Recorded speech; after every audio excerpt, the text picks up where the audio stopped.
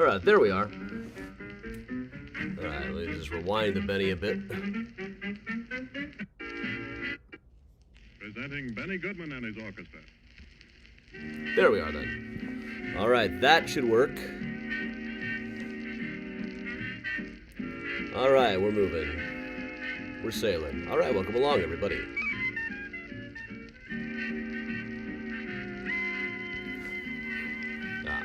Bad hair day today. I've had nothing but bad hair days lately. Probably the lack of humidity.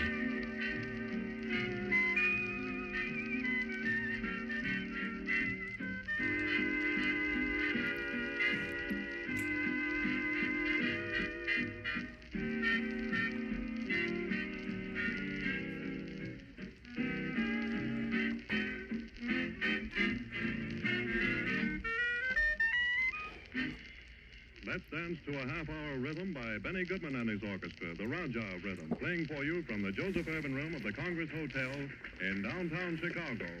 Dodging a Divorcee, the first number. Benny Goodman and his orchestra.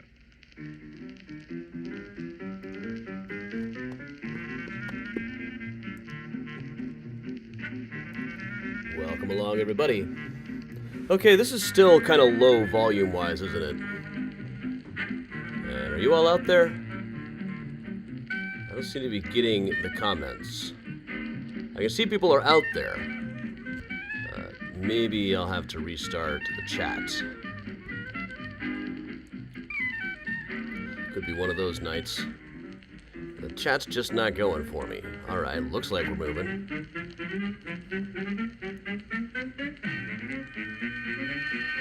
For once, it's actually showing me how many people are watching. That's kind of unusual nowadays.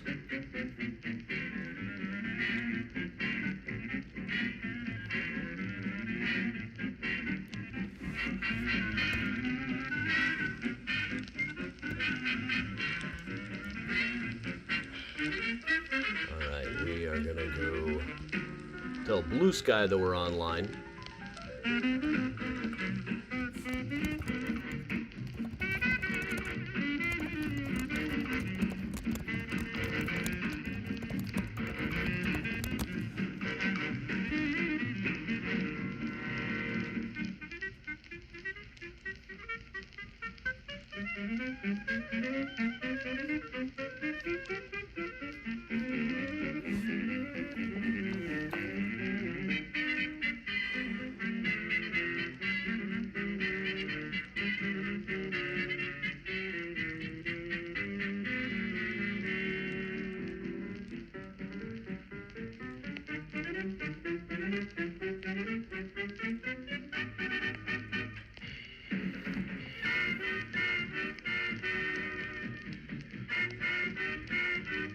Oh, there we are. Okay. Hey, Dad. Hey, Jeannie. Can't see me on YouTube. You should be on there. It should be on there. Let's see. Oh, yeah. Something's going on with the YouTube. It said streaming, then not streaming, now streaming again. Nothing I did. Looks like it's going again now, though. Hey, Katie. Hey, friends. Hey, Portia. Brian. Bob. Diane. Jose. Buenos noches. Hey, Mona. Hey, Katie. Hey, Gladys. Hey, Patricia. The puppy says to stop watching. Yeah, you know, I know how that is. I got a kitten who keeps telling me to stop sleeping. Where'd she go? Aw. Both cats are curled up on the bed right now. I'm not gonna bring them in. Hey, Bridget and Mary Jo. Hey, Belinda, Katie, Diane, Laura. The day I let you get away. Laura, hope everything's all right. Hey, Gladys.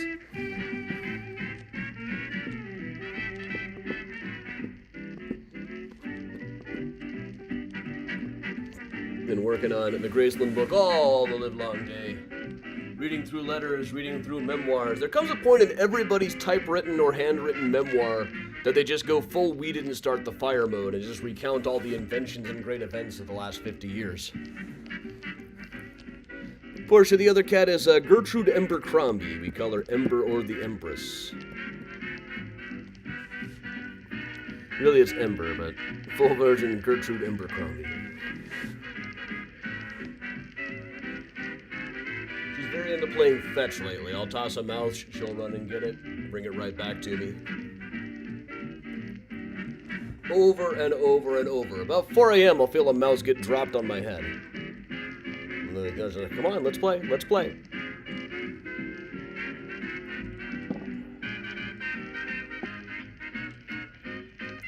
I just realized the first woman captain on the Great Lakes is at Graceland, and in a plot that I have covered before, that I found through a whole different series of things. I'll actually bring it up a bit tonight.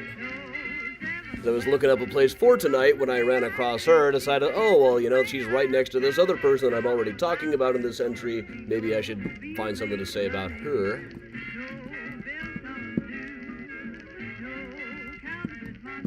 Miles' last name is Davis Morales. Hey, Judy. Hey, Natalie, Portia, Phoenix, Casey, anybody I might have missed there. I'm sure I missed some people.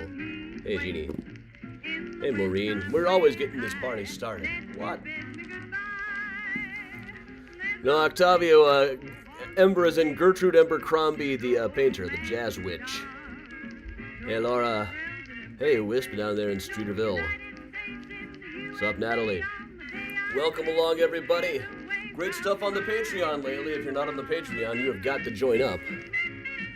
Hey, June. Hey, Robert. Next week we'll be covering Hortensia Black, a real eccentric, with connections to some real points in Chicago history. Hey, Eleanor. Glad to have you back. You can come back, baby. Mysterious Chicago never forgets. Never forgets. Hey, Bella, Northwest Side. Hey, Gary.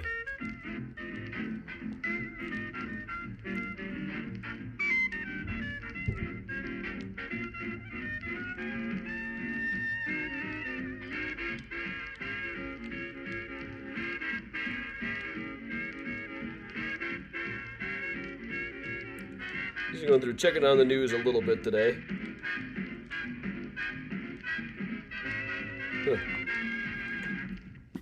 Am I staying warm? It's a little too warm. I actually have the window cracked right now. Things about baseboard heaters.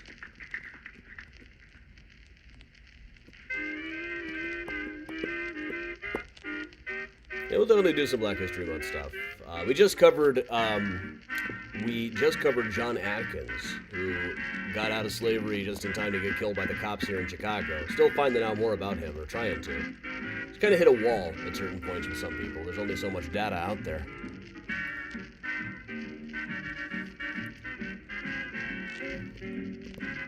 There might be some more out there on it. I haven't given up hope.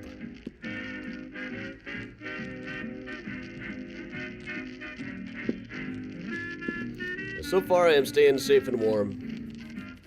Managed to do a whistle patrol shift. Tomorrow, the Chicago schools are closed due to the cold, so that is cold. Chicago schools, they close more now than they used to. But still not that much.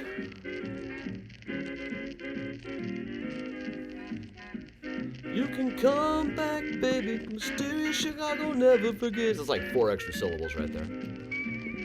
But always welcome to have people coming back if they haven't been in a while. Waiting for the day when all the eyes that watched me once will smile and take me in.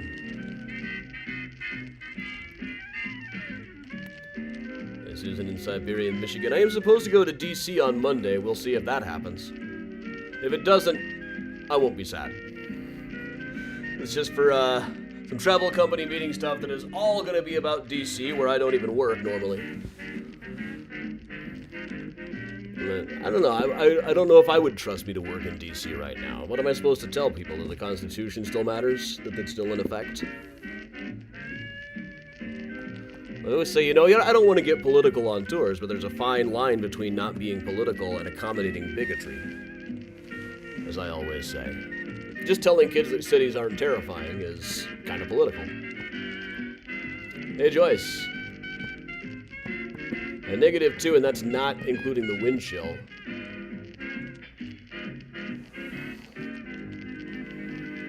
Hey, Michelle. I'm gonna let Benny Goodman finish up a little bit more here. Time's kind of gotten away from me. This is one of those days when I started broadcasting and then realized I hadn't pushed the button to tell it where to broadcast. So it wasn't actually going anywhere. Okay, well, that's Benny wrapping up. Let me go a little bit more. A little bit more. Just a minute or so. Yeah, in my day, we walked to school. It was at the top of a building, and we had to walk there upstairs both ways. Had to walk buck naked through 50 feet of snow. When I was your age. We walked to school in cursive until the streetlights came on in the creek. I always wonder if people who post that kind of stuff on Facebook know how old they sound.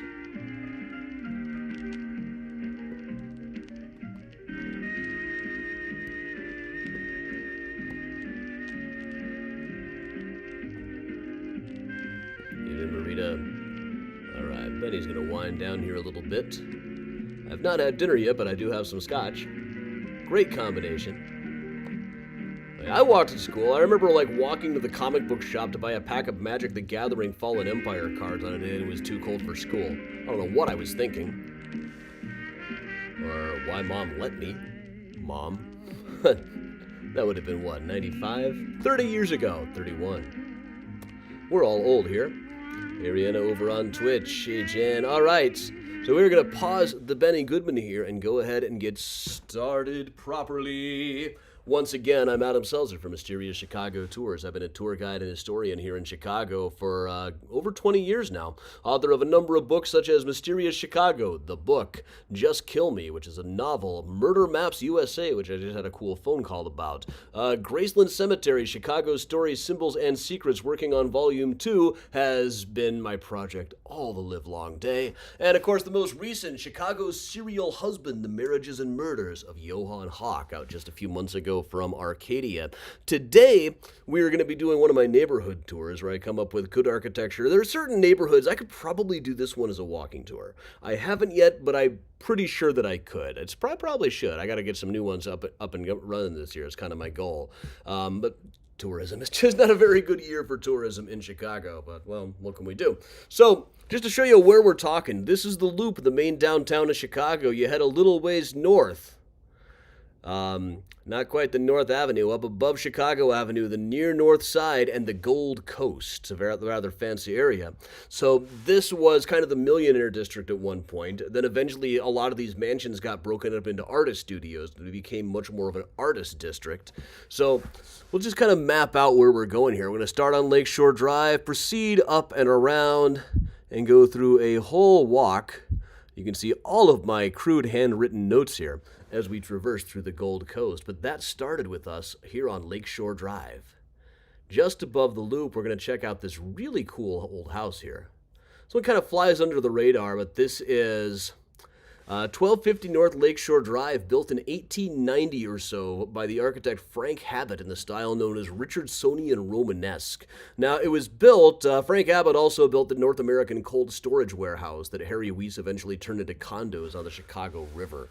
Now, Carl Hyson, a rich guy's daughter, his son Carl Jr. was a matinee idol who married Dorothy Dixon, who is a silent film actress, but also a famous singer. That's a combination you don't run into very often. But here's a bit of her. This is her hit. Karaoke didn't have it.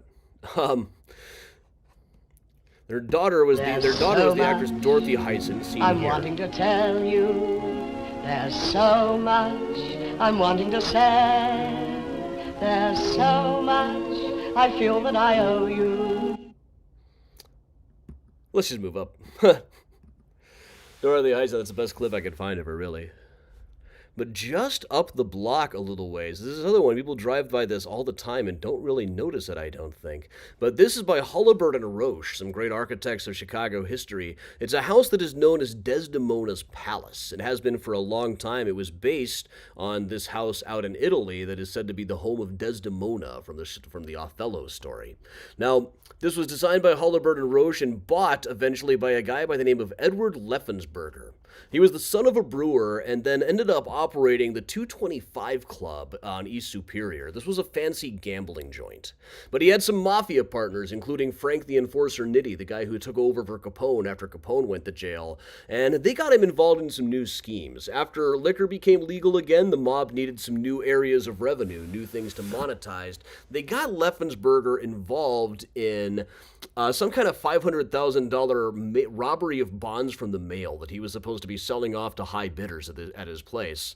But then one day he was found dead inside of this place. He was found with half a glass of whiskey and a tray of smokes beside him, sitting there with a gun in his hand. It was speculated that what had happened was that the feds were closing in on this mail robbery. Some mob guys might have come to him and said, "All right, this is it. We're going to shoot you, but we can make it look like you did it yourself. Have a cigar, have a drink, and if you don't do it, we're going to kill your wife too." So we found his grave one time for Find a Grave Friday, or did we? Didn't we? I know he's at Rose Hill. I think it was somebody else that we actually found. He's still kind of on my list, but Rose Hill graves can be kind of hard to find. But Machine Gun Jack McGurn later actually owned the 225 Club, and for real, too. He's said to have owned a lot of clubs that he really, in fact, did not. But let's move on in from Lakeshore Drive into the Gold Coast. Just look at the architecture in this place.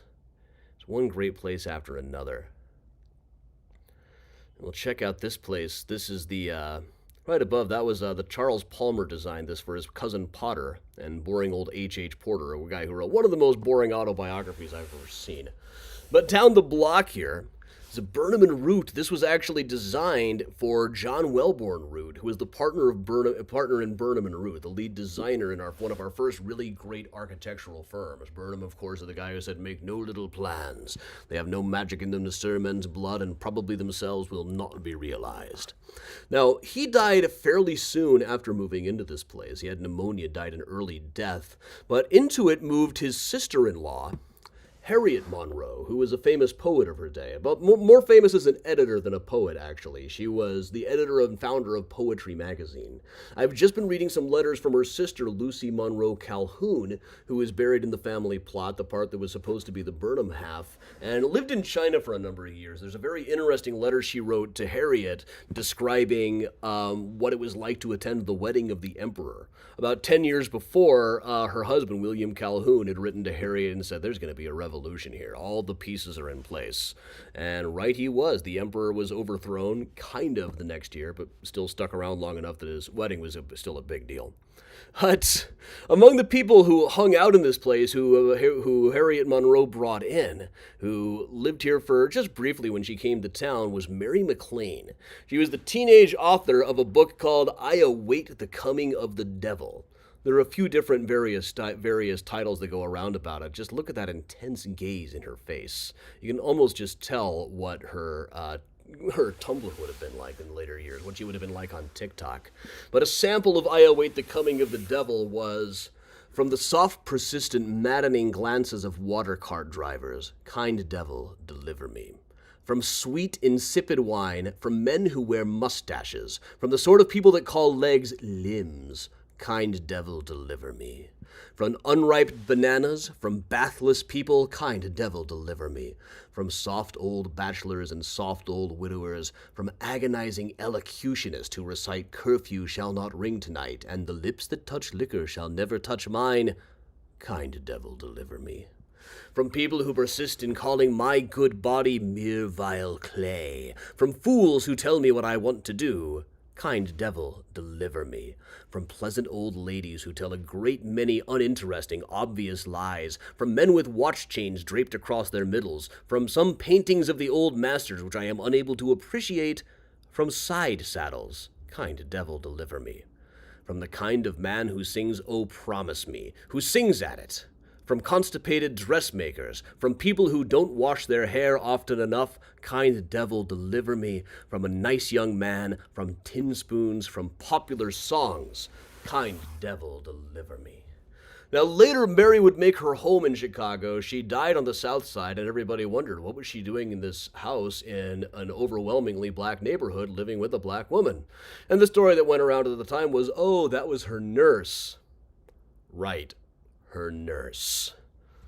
She actually wrote about lesbian inclinations in that book, very early or something like that to see. And just around the corner, this is rather neat. They just repaved this a while ago. And when they were repaving it, they tore up a lot of the old wooden pavers that were still underneath in the ground, from a period when they were trying to do a lot of wooden paving blocks in the city. There's more famously a block a ways over, but these ones were actually original. Got a couple of them on my shelves back over there. Nice shot, huh? This is what they look like. You can still smell the creosote on them. But move up from here a little bit.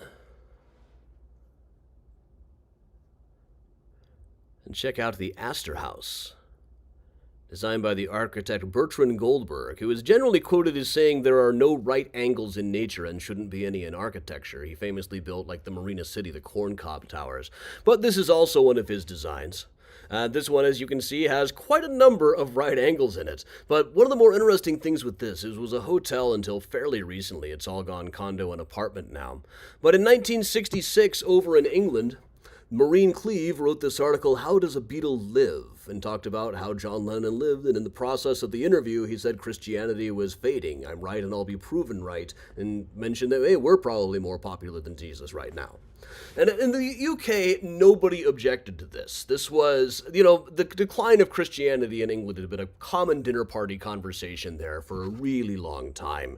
But in the United States, there was immediately a movement to cancel the Beatles, well, a couple of months after the quote filtered back to the United States. So when their 1966 tour started, there were lots of death threats. There were all of these Beatle burnings all over the place. And so they had a press conference here at the Astor, and you can actually see some footage from it right here. You can see the footage of the crowd outside the Astor, hoping to get a glimpse of them looking out the window. And you can see they must have gotten a glimpse. If it had said television is more popular than Jesus, I might have got away with it. But I'm not saying that we're better or greater or comparing us with Jesus Christ as a person or God as a thing or whatever it is. I just said what I said and it was wrong or was taken wrong, and now it's all this. How do you feel about the record burnings here in the United States? Well, I think, that it's a bit silly. It seems a bit like a publicity stunt on their part, Yeah, I would say that as well. But, just a couple of years before when they had come, there was like their 1964 press conferences were just so rapidly witty, such an impressive charm offensive, that a lot of the journalists were kind of taken aback by the more somber tone of this one. But this would be their last tour. It was kind of destroying their nervous systems by then. Let's go around the bend here a little. We'll flip around. See, first of all, these houses on Goethe, the architects of these townhouses, are apparently unknown. They're not listed in Preservation Chicago's documents about them. They were recently on this market for something like $500,000 each, which seems awfully low, given how cool they look and the location. I don't know what they're like on the inside. But just around the corner from them, we'll check out some of the details here. Just around the corner is the Ambassador East Hotel. Now, when they dug the basement out for this in the 1920s, they found some of the old John Huck Brewery tunnels. There's about a mile of tunnels underneath the Gold Coast that the brewer John Huck was using to age his beer in the summertime back in the 1850s. They're still down there. They were all closed off in the early 20th century. Probably the last time anybody saw them was when they were digging out these basements. But you never know when they are liable to turn up again. But the Omni Ambassador East, by the 1970s, was known as a real rock and roll hotel. Now, they got some pictures here. There's David Bowie praying in one of the hotel rooms, Marilyn Monroe making a phone call. And, of course, since this is Mysterious Chicago, we'll also talk about a murder in the place. Back in 1929, James B. Pauley was a coal man who shot himself and his wife inside of one of the rooms. Only motive that anybody could really come up with for it was temporary insanity. You can see the entire thing here. Notice that the doorman's name was Wendell Bowie. Anytime there's a weird coincidence and David Bowie is involved, with most people I don't think it's anything. When it's David Bowie, maybe. Like in the 1970s, there were all these sightings of a kangaroo all over Jefferson Park. Well, when I wrote about this in the Mysterious Chicago book, it seemed like it would be remiss not to mention that David Bowie was in town that week. Not saying there's a connection, it just seems like it would be remiss not to say anything. But really all they could come up with as a motive here was temporary insanity. You see that in a lot of suicide cases at the time. But just around the corner from it, within the building, is a place called the Pump Room. This was a very fancy bar back in the mid-century era, especially known for Booth 1, which had its own telephone. And lots of celebrities knew the phone number to it. If they got bored, they might just call that number. Now, here's a picture of Phyllis Diller taking phone calls in Booth 1 at the Pump Room. And here's Judy Garland and little Liza Minnelli hanging out at the Pump Room. Also, Bogey and Bacall hanging out in Booth 1 of the Pump Room. This really was the celebrity booth. Of course, it was still fancy enough in the early 1980s that they threw Phil Collins out of the place when he showed up not wearing a jacket. This is later what he said inspired his title, No Jacket Required. Once again, this is all over on the top of a brewery. Herman Raster, the newspaper editor, said that he would see, like, during the Great Chicago Fire, he saw the shingles of Huck's Brewery flying all over the Gold Coast neighborhood. Huck himself is now over here. Turn of the 20th century, they were starting to worry that too many kids were playing cops and robbers in the old tunnels, and they also worried that there might be real robbers hiding out down there. So they got them all closed off, but I keep hoping somebody's going to find an entrance. You can't really get rid of tunnels. You can fill them up, but actually getting rid of them, even filling them up, is an awful lot of labor. We'll move up the block a little ways. Up the block from the Ambassador is the old Playboy Mansion. Now, when Playboy began, it was a Chicago company, eventually operating out of the Palmolive building, topped by the Lindbergh Beacon. You can still see that here. I think there was even like a Playboy bunny on the roof at one point for helicopters flying over. On the inside, there was a swimming pool that you could see right inside of. There's Hef watching people swimming or not even noticing. And of course, the poet Shel Silverstein pretty much lived in the basement for several years. One can only imagine what must have gone on in this place. This was back when people could be a total party animal and a children's book author, of which Chicago has a long history going back to at least Weldon Cobb. But here's a new one. This one I kind of fell into just this past week.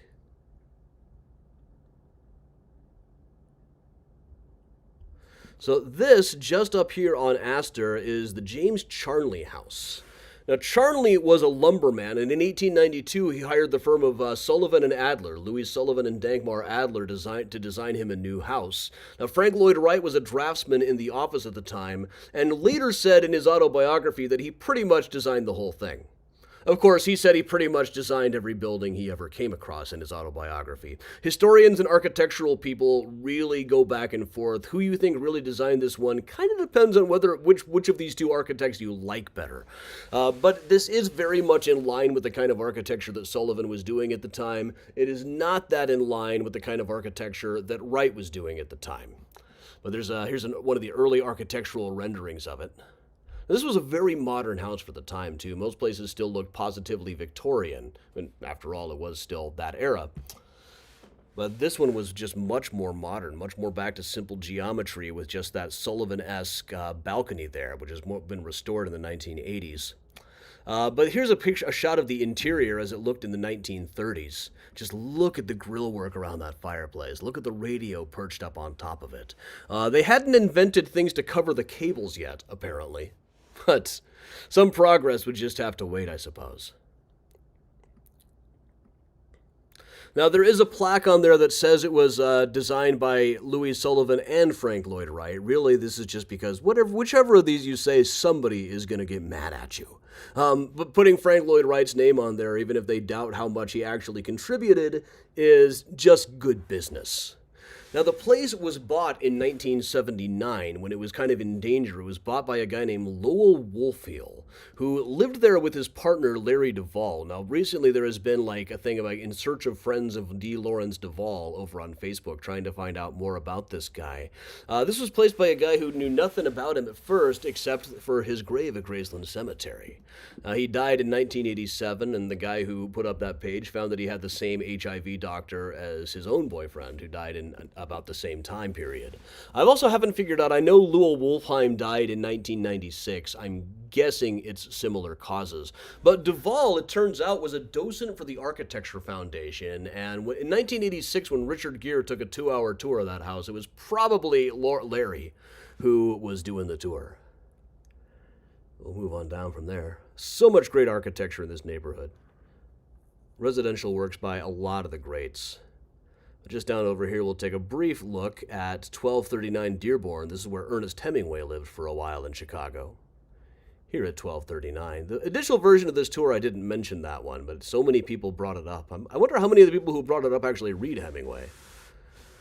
And it's just like certain neighborhoods I do a tour and be like, what? How dare you do this without this landmark or something? Especially if they're people from the Architecture Foundation who believe that there is a core group of things that I have to tell for every neighborhood. Sorry, Larry. We'll move up here to 1325 Dearborn, about a block north of there, for this really remarkable splash of color. There are a lot of rather colorful buildings in here from an era that wasn't necessarily known for color in its stonework.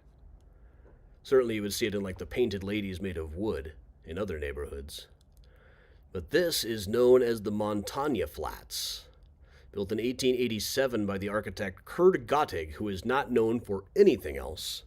There's a nice front shot of it. It's a design that they would have called Moorish back in the day. And Lucius Montagna was a shoe salesman who commissioned this place. I wonder if this guy would have, if his shoes might have looked kind of like Fluvogs or something. I could imagine like a Fluvog version of that building. And just next to it, at 1337, down the block a little ways, is one built for Augustus Warner. She used to look like this. It's now been, I don't know if they've really restored it or just updated it. Certainly seems a little bit less gingerbread now that they've just turned this all into black, but I'm kind of thinking it was probably originally more colorful. But this was designed by Lars Hallberg, who more famously designed the Chase Stanburn Coffee Warehouse building, which is now called the Chicago School, which is a pretty good example of the Chicago School of Architecture. Probably the best version of it that you see on the Chicago River.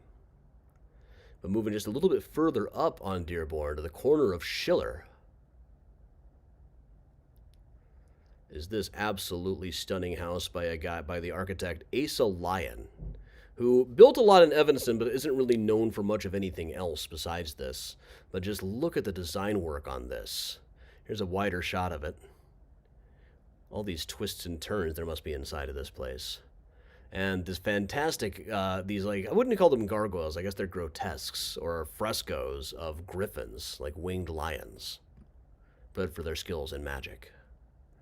The view from the side of it, you can see how far back this place just stretches.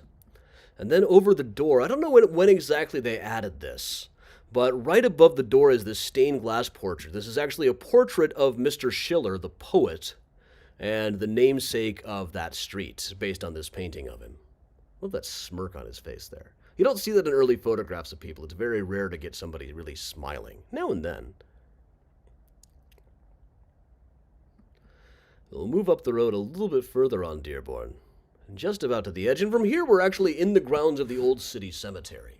The entrance to the Old City Cemetery would have been on Schiller, right about where that last house was, and that would have stretched up to just north of the farm and the zoo. The Old City Cemetery, where Lincoln Park is now. And certainly there were stories when they dug out the basements for places around here, they were still finding skeletons. Most of the bodies, they'd stopped with moving the bodies by about 1873. So this here at 1528, the Yellow House, was the home of Carolyn Corbin, who was one of the most prominent anti-suffrage women in Chicago. Often we highlight suffragists, women who fought for the right to vote on these things. She fought against the right to vote. Now, a lot of activists in the 19th century were kind of slow to come to the voting cause. They were kind of skeptical of it for a variety of reasons. In her case, she was openly hostile to it. Ms. Corbett on voting had lines like, the American people will never have any sympathy with the doctrine that leads to the promiscuous prostitution as a substitute for the family, and that would abolish the Christian home and set up a code of social morals by the side of which Mormon polygamy and the Mohammedan harem are commendable and altogether virtuous. Should such a calamity ever occur as the success of socialism, the last of its confiscations will be the home. And after that, chaos! Won't somebody please think of the children? But women got the right to vote in Illinois in 1913, well before the amendment actually passed. And to her credit, she shut up after that. She kind of got off of that stuff. Nearby, we've also got the Cardinals Mansion, built in 1885 by the architect James Willett, the home of 8 different archbishops, though the current one never moved in here. He just lives down to the Holy Family Cathedral. This is kind of the trend now.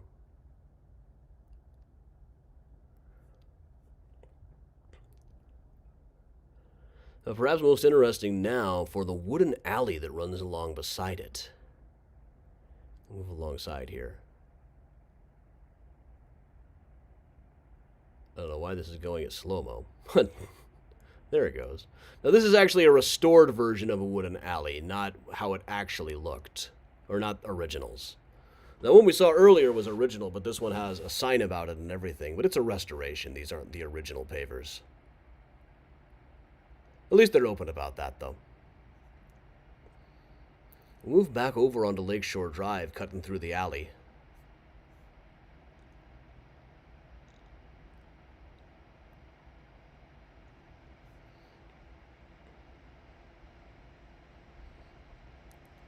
And come to this building that is now the Museum of Surgical Sciences, but like a lot of these, was originally somebody's mansion. In this case, it was based on one called Le Petit Triangle, which is part of the Versailles complex, I guess. Or something connected to Marie Antoinette.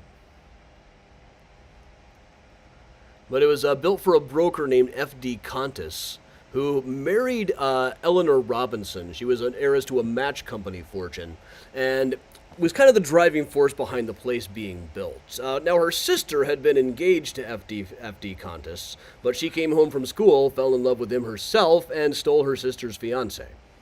Then ended up divorcing him in 1925, after a couple of years of separation. So, also, she was known to go out bear hunting, which is the kind of thing you don't always hear about women doing in these things. Now, inside of the Museum of Surgical Sciences, they've now got stuff that'll show you that the tools that the ancient Romans used to extract foreign particles from their butts are very similar to the ones that we have now. They've got I saw the night I first met Layla Royale in person, actually, was the night that they did a presentation on Trepan skulls that they have in their collection that have holes drilled into them for fun, health, and profit. They've got a death mask of Napoleon here. And I've got him here. I was doing this thing where I was taking these portraits of the Imperial Commander action figure from the Empire Strikes Back line. He's got this hangdog expression that makes every picture into a portrait. Like this. Here he is barreling down the boulevard looking for the heart of Saturday night. And here he is lined up with, I believe that's Louis Pasteur. And there he is joining a painting of an anatomy dissection. We'll go down the block from here. Now, Surgical Sciences is one of the most underrated museums. I've never had a school group go to that museum. Never. So, here we've got one designed by the architect Richard Schmidt, who's known for things like the Schoenhofen Pyramid. His father, Ernst Schmidt, was one of the most respected radical anarchists in town. But this one was built for the lawyer John Shortall. It was later the Midwest headquarters of the Greek Orthodox Diocese. Shortall was a Humane Society president. And just next door to it, we're going to get to one by the architects McKim, Mead, and White. Better known for architecture in New York, like the Washington Arch and City Hall. Most of what they did in Chicago really comes down to stuff in cemeteries, mausoleums, like the Potter Parthenon, the Potter-Palmer Parthenon. This one, according to the plaque, was built for Sissy Patterson. Now, Sissy Patterson was 9 years old at the time this was built, so it probably wasn't for her, but building a house for a 9-year-old girl pretty much tracks for the architect Stanford White. So In the 1950s, this place became a high school. And as a high school, a friend of mine who went there said that they were slowly destroying the place. It was a high school for the worst kids in the city. And everybody pretty much knew that Miss McManus, one of the teachers, was also a call girl.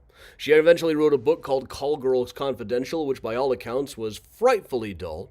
I never really read it myself. Also in this issue, Frank Sinatra's Big Ball. Mm-hmm. We'll take a look at the inside of this one.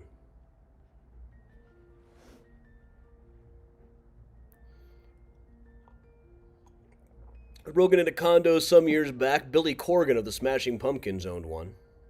There was a room that was called the Mirror Room when it was a school, which students remember doing Bloody Mary rituals, like Bloody Mary in the mirror. That's about the earliest account I've got of somebody doing that in a school.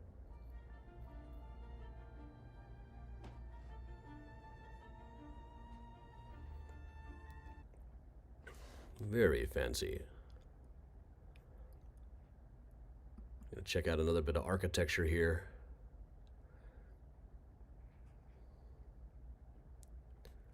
(1431) by the architects Holabird and Roche. A couple of guys who came out of William LeBaron Jennings' office, did things like the Marquette Building here in Chicago. And then right across the street is one by John Welborn Root's son and William Holabir's son, Holabird and Root, who were kind of the rock stars of Art Deco. We don't really think of them as doing residential. They mostly did big Art Deco skyscrapers. But right across the street, we've got a fairly rare example of an Art Deco townhouse. Film kind of slowly here, so you just kind of get the view of the land. But this is what an Art Deco townhouse looks like here in the center. Nice and clean lines. Very streamlined verticality. So we're always looking for an Art Deco.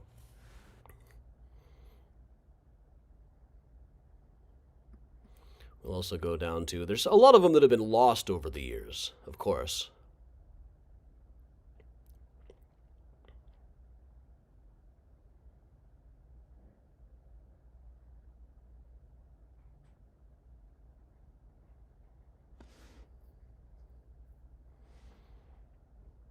So Louise de Cohen-Bowen lived here. Now, she remembered going to Lincoln Park when it was brand new and they were still moving bodies out of it from the old cemetery. And she was so horrified by all the bodies that I am never coming here again. Then ended up building herself a mansion on the spot. There's her as an older woman. She was a social reformer, part of the Hull House crew. Wrote a lot of books, some of which did a lot of really interesting work, and some of which you get the impression that she was deeply suspicious that somewhere out there someone might be having fun. But she had a mansion here that also would have been a little bit wider than it is long, which is kind of unusual. It's usually be kind of turned sideways for this. This is kind of an interesting mix of like the Charnley House and the White House. Still taking in some old classical influences while moving in towards more of a geometric idea. But she did say that the servants in the house wouldn't go into the basement because they thought it was haunted. They had definitely found skeletons from the old city cemetery while they were digging out the basement. And another bit of architecture up here.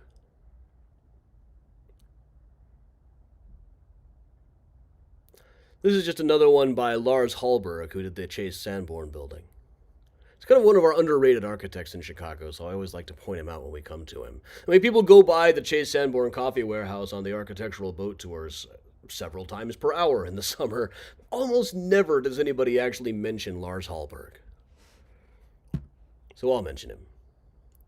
Then up here on State, just below North Avenue, right about as we get into the Old Town neighborhood and into Lincoln Park, we've got this absolutely magnificent one at 1548. Or 1428, I should say. 1428. I love this like sea serpent motif up above the awning. The kind of gingerbread Gothic touches throughout. It's kind of a hodgepodge of styles, really. But I rather like it. And I love the green. But this was the home of Dr. William Hazlitt. Now, in 1925, Anita McCormick Blaine sent him down to amputate the leg of Floyd Collins. This was a guy who was trapped under a rock inside of a cave. And this became really a massive media sensation. This is the crowd gathering around the cave where he was stuck. You can see somebody selling hamburgers there. And there's film footage that makes it look like a whole thing. There's a terrific movie, Ace in a Hole, that was all based on this. Terrific old film. And now they've got like carnival rides and stuff set up. Kind of like Baby Jessica or when Bart dropped a radio down a well.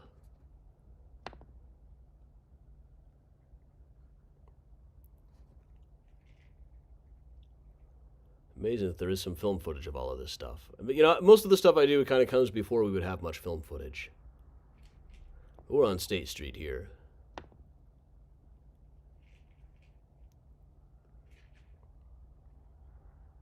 And the idea was they really wanted to get Floyd Collins out of there. He was stuck underneath a rock. Anita Blaine took up the cause, hired Dr. Hazlitt to go try and amputate his leg. Unfortunately, it was not to be. The cavern grips Collins' body. He was found dead after 17 days inside of the crevice. And this is an interesting newspaper. This also covers the Stokes divorce, which is a whole other story involving the Everleigh Club. That's a whole different neighborhood. This Stokes was the guy who ran the Ansonia Hotel in New York, which is also, you could do a whole booger tour just on that place. But Floyd Collins' coffin eventually became kind of a tourist attraction. And at one point, you could even look right inside and see his corpse, which was then all waxy and preserved and embalmed. The place had been built, this house, back in 1886 by the architect Hauser for a beer baron named George Weiss. We'll take a look at it a little bit further back. And there is, once again, there's been some real estate listings so we can actually see what it's like on the inside here to close this out.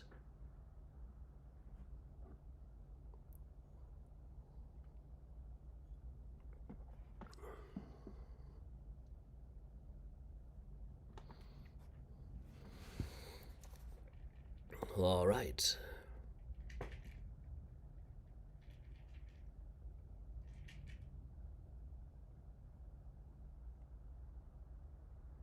Absolutely gorgeous. You can tell which parts have been updated, of course. You probably don't want a 19th century kitchen that badly. Look at the woodwork in this place. How much of it is original, I'm not really sure. But we do know they don't really make them like this anymore.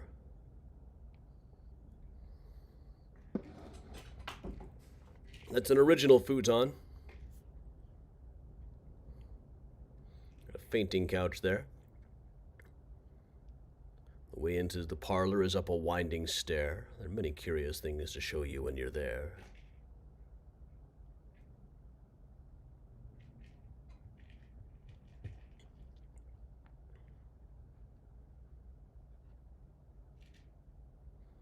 Definitely an updated bathroom.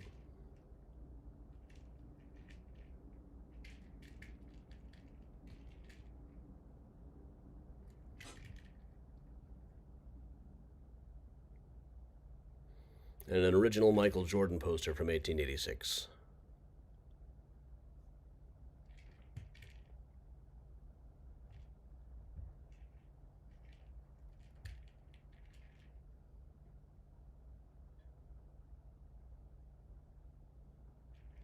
And fantastic views of the Gold Coast up on your private rooftop deck.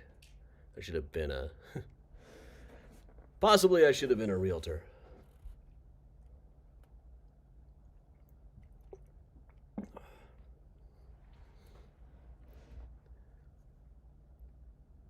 It just keeps going. More beautiful all the time. Except they got the frame TV. With an actual frame around it that costs about as much as the TV itself.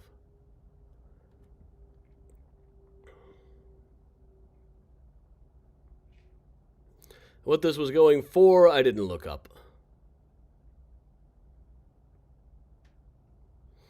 Yep, it's a nice place, but I wouldn't want to have to dust it.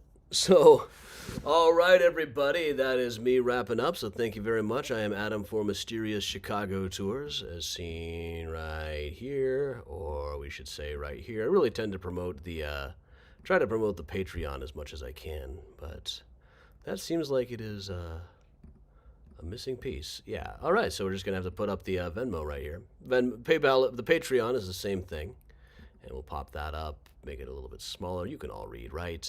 And we'll put the Benny Goodman back on and just hang out like we always do. We do this every Thursday night when I am in the city. Always lots of cool stuff coming up here. We've got morning mini tours every day at 10 o'clock and great stuff on the Patreon 4 days a week. Very active Patreons. So he will put the Benny Goodman back on and we'll just hang out until it's time for me to go get a slice of pizza down the block. Thanks, everybody.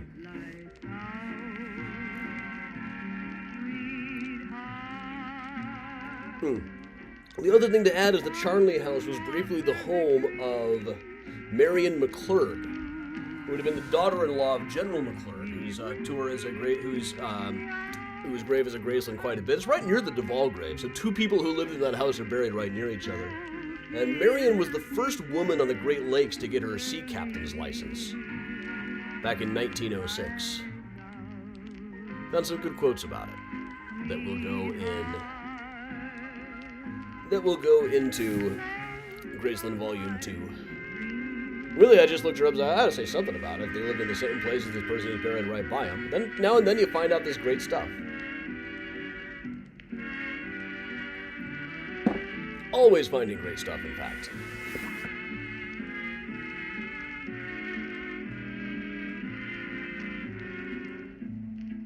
Alright, we really ought to check in with the cats here, too. Gonna move this up into a corner, out of the way. That should still be readable, yeah.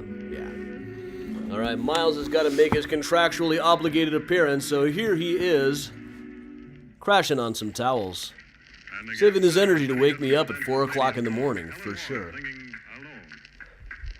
Ember, where'd you end up? I heard her over here playing with the mouse just a minute ago. That cat loves toy mice. Just loves them. Ember's behind the curtain. Paying any attention to the cat behind the curtain? Ta-da! Oh, there she is.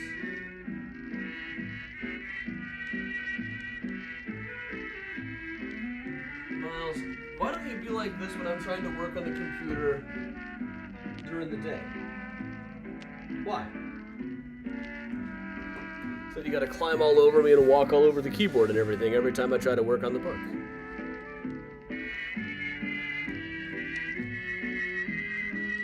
Gary, that is in Lincoln Park.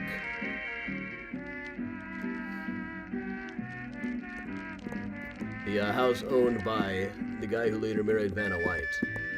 Vanna White got married not long ago. Oh. Haircut? No, I could use one.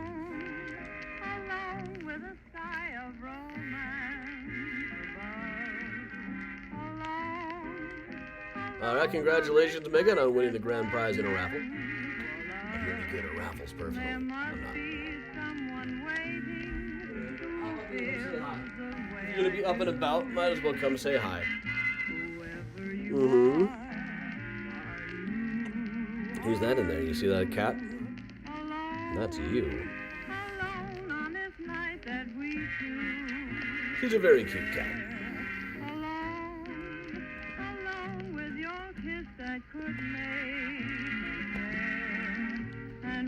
Very into playing fetch these days. Like, you toss her a mouse, she will bring it right back to you over and over again. It is adorable. Thanks, Nestor. You're hitting me up on the Venmo there.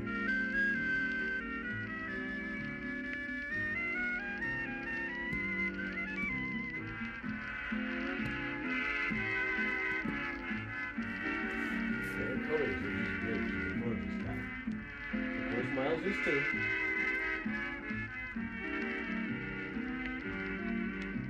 Norwegian blue, lovely plumage.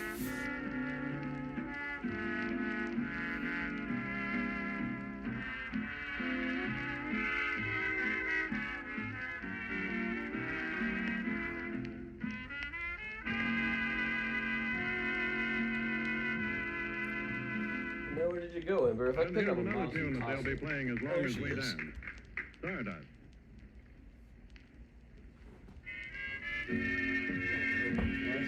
any chance?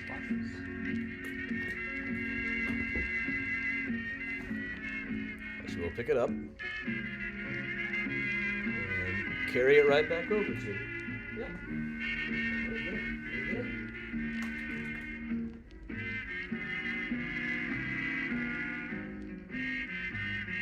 Yeah, here she comes back with it.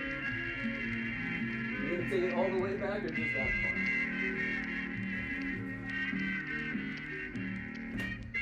Put it over that way.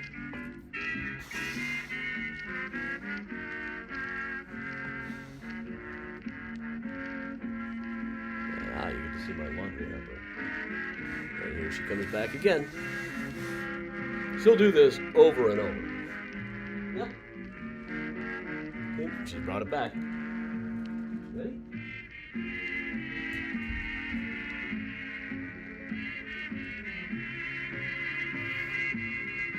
And she's got it.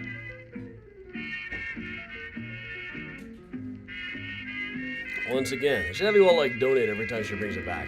See how long we can keep that going.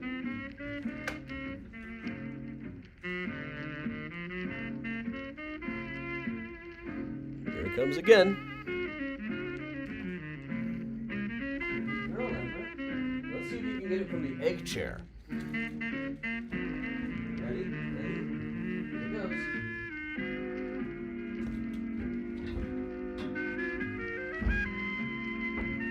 Yep, she's got it. We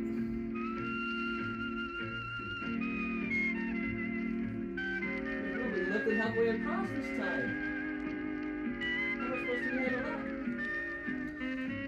that? Everybody make sure you are staying warm. You know, do the thing where you turn on water in the pipes, etc. Huh.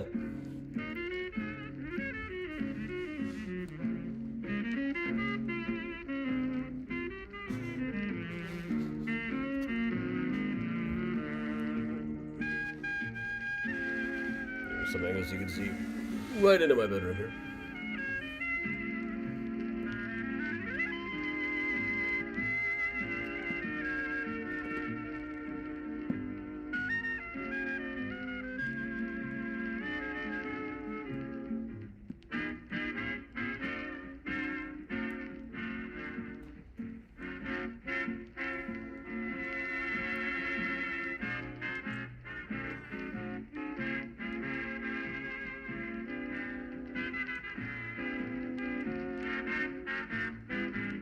Open the cabinet under the sink. Good advice. Oh yeah, she's a good jumper. I tend to put her in the bedroom when we have Miles do his jumps. Because otherwise she'll come in and start doing the jumping, and he'll back off immediately. He can be kind of a pushover when it comes to Ember. Just like he was with Priya. Helen Ward sings once more. Eeny, meeny, miny, mo.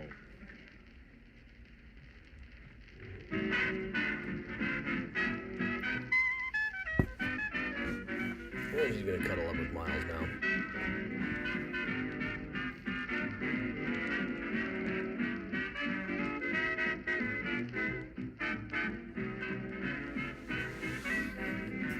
All right.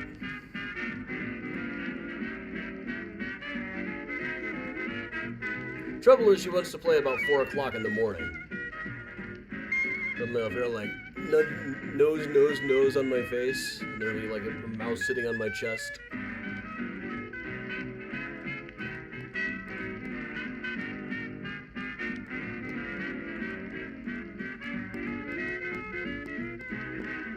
Good night, Susan. Good night, Susan.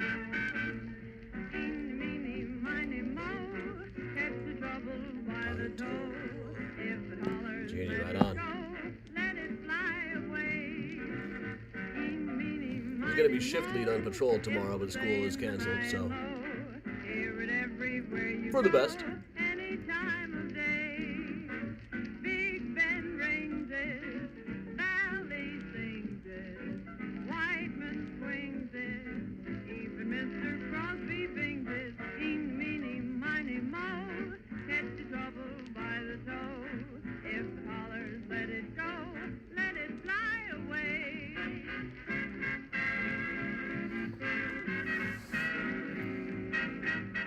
Good night, everybody. Stay warm, Tom. Well, all right. Before it gets any colder, I've got to go get myself a slice of pizza. So thanks to everybody who is out. Thanks, Benjamin. Thanks to everybody who has kicked in. Thank you, Donna. To help keep me afloat in the winter season. You know, I don't get a whole lot of work in the winter season. That just be in the way of things. Spring's looking kind of slow this year, too, so we shall see. But thanks, everybody, for joining me. I'm Adam from Mysterious Chicago Tours, out to get some pizza, telling you all to stay safe, stay strong, and, of course, if you can, stay spooky, everybody.